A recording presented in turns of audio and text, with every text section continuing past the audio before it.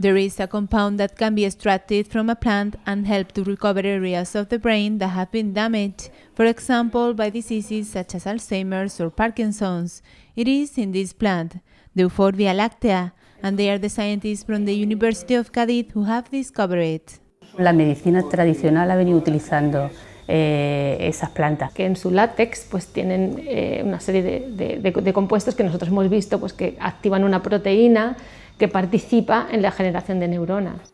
They are taking the first steps towards the palliation of neuronal death caused by strokes, head injuries or neurodegenerative diseases. The compound that they are studying activates certain proteins plentiful in the brain, type C kinase.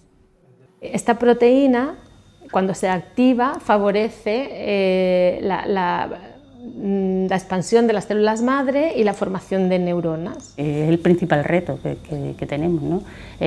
Obtener de forma más fácil los productos, bien sea de vía natural o bien consiguiéndolos, sintetizándolos en el laboratorio.